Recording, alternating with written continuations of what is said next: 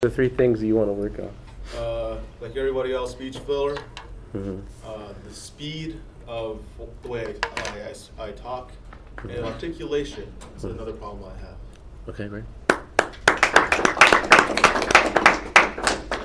Hello, my name's John, and I'm going to talk about my birth story. And the 3 points I'm going to bring up are how my mom and my dad met and how they got knocked up, how the actual labor and the actual process that I was born, and what happened post-birth, what happened after. It's really interesting.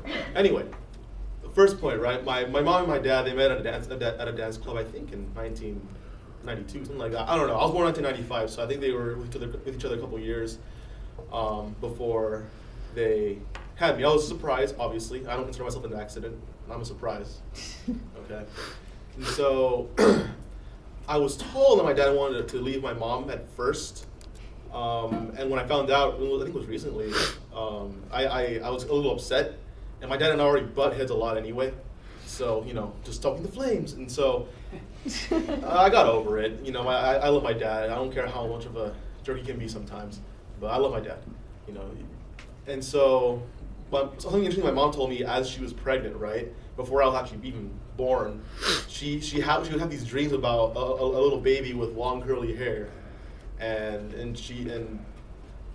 well, I have dark curly-ish hair, so it's not long per se, but she told me she would always be thinking about me as she was pregnant with me, and so that's kind of how that all led up to September 29th, 1995.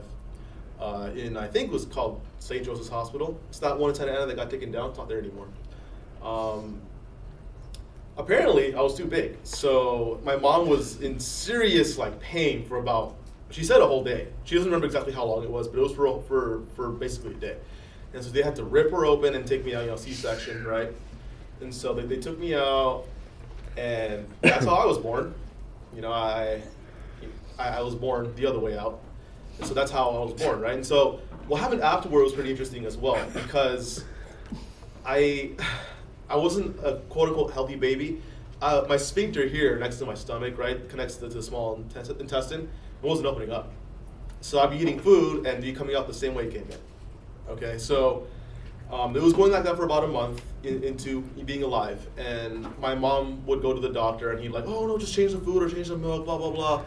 And it would still happen. I was basically a skeleton by the time almost a month had passed, right? And so my mom got advice from a friend of hers. She told my mom, hey, you know what? I found this doctor. He's great. He will be able to take care of you. And so she ditched that one doctor who I'm sure was in it for the money. And she went to this doctor who actually cared and gave her charts and told her all these things about how to go through with taking care of a child. And then he had an x-ray, right? And he found out, hey, the sphincter's not working. And so they had to cut me open over here. And they had to fix whatever they had to fix. I don't know what the process is. Bless you. Excuse me. I had acid reflux until then.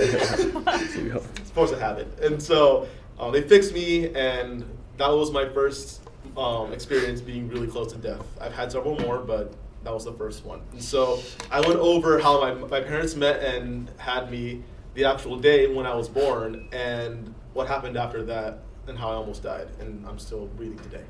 Thank you for having me.